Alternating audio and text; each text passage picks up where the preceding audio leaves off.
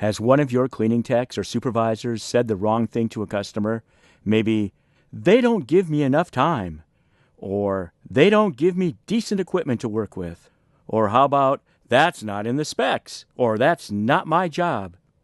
By purchasing Consultants in Cleaning's interactive DVD, Customer Relations Training for Supervisors and Cleaning Techs, with Dick Ollek as your leader, your staff will learn what to and what not to say to your customers. So go to www.consultantsincleaning.com, click on the DVD icon, and order this valuable learning tool today. It may just save an account. And by the way, while you're there, check out the other learning opportunities that are available for you and your staff. We'll both be glad you did. Welcome to Tripodcast, episode 357. It's Monday, June 23rd, and Dick Ollek asks, are you sales happy but cash poor? In this Tripodcast, Dick explains why you can grow your business right into bankruptcy, but offers some strategies and tactics to avoid that. Let's listen in.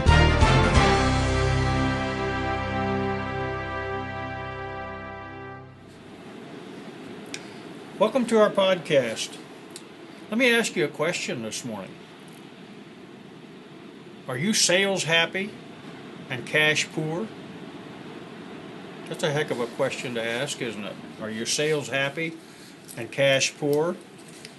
Have you ever caught yourself in a position or in a situation where sales are just good, you're getting all you can get, but you have no money, you have no cash? I know I have. Where we really moving forward, we're all excited, and all of a sudden payroll hits and we don't have the cash to cover the payroll. And of course the question right away becomes, how can we be doing so good in business and not have any cash? How can we be doing so good? Well, sometimes growth can really happen too rapidly, and I actually do a workshop on what I affectionately call growing yourself into bankruptcy. And, we talk there about everybody setting a goal. I want to add, for instance, $2,000 a month. And pretty soon we're adding $2,000 a month and we're out of business, or nearly out of business. We address then the issue of new sales costs. If you have somebody that you've hired for sales for your company, you got to pay them.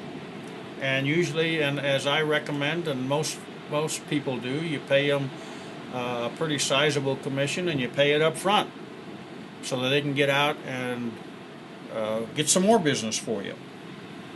You might have to buy new equipment, right? If you're in a rapid growth stage, that means you probably don't have a lot of old stuff sitting around. And excuse me. And if you have a lot of old stuff sitting around, you probably lost too much business in the past. But you're going to have startup supplies as well. And many times that means, more mop buckets, more trash receptacles, whatever. And probably in that first month when you start a new account, you're going to have extra labor, aren't you?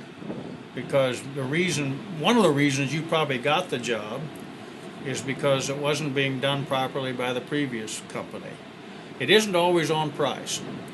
And maybe you're doing it now because they didn't clean it right. And so what are you doing? You're spending that. You tell the customer that it'll take you 30 days to clean it up, and of course on the third day into the contract they want to know why it isn't up to snuff yet. If you've ever been there, I have. So what are we looking at? You got new sales costs, you got new equipment costs, you got new startup supply costs, you got extra labor to start this new account. Can you see, if you're a company trying to add a pretty aggressive amount of business every month, that pretty soon the cash isn't there because you got to meet the payroll. And if you start this account on the 1st of January, even though you may bill the 1st of January, which I recommend, you may still be the 15th of February or the end of February till you get the first check, because sometimes you have to get into the system. And if it's a large corporate account, they're probably going to take 60 days or better to pay you, more than 60 days. So now you've made what? Maybe 3 payrolls plus all these other things before you get your first check. And if you repeat that, and I had it figured out at 26 weeks, you're out of business. And you got all this volume. So how do you address the issue? Well, here's some examples maybe, or some suggestions. You got to set realistic sales projections. In other words, is $2,000 a month, for instance, really what you ought to be doing? Or is it $10,000 or $6,000? Or, you got to look at what's the size of your company and what can you really handle? What's fair? We all love new sales. We all love to bring on new business. But what is a realistic number that your company should bring in?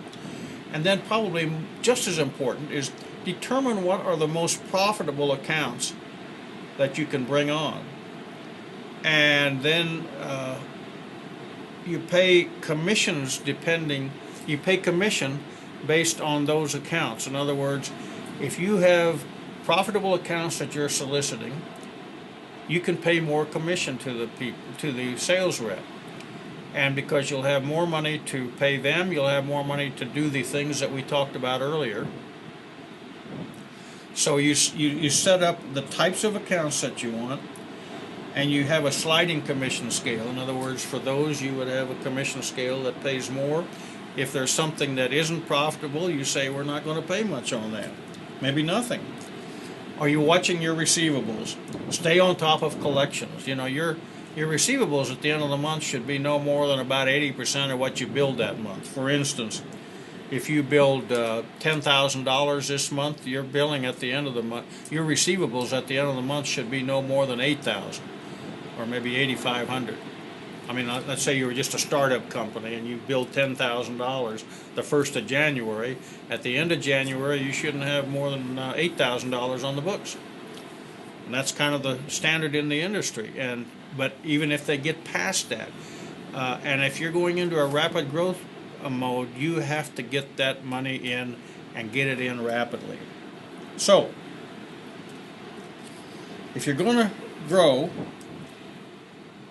you also have to have a very positive relationship with your banker, and that's a whole issue for another podcast. But you do need to have a good relationship with your banker. You need to have a good relationship with your vendors, telling them what you're doing and what kind of terms that you will be wanting to have or needing to have, and then pay according to those terms. And that doesn't mean you take out and bring a bunch of new business on, and then 90 days you're still trying to pay for it, but you didn't tell them that. You tell them ahead of time, I may need 90 days to pay for this. So if you're growing, cash can be a problem from time to time, but make sure you're managing your business. Make sure you're doing the right things so that you don't grow yourself into bankruptcy, and that the times of being sales happy and cash poor are less and less frequent. Thanks for watching us today. You've been listening to a Tripodcast, short video and audio presentation about important topics in our industry. If you're a current subscriber to the Tripodcast, thank you.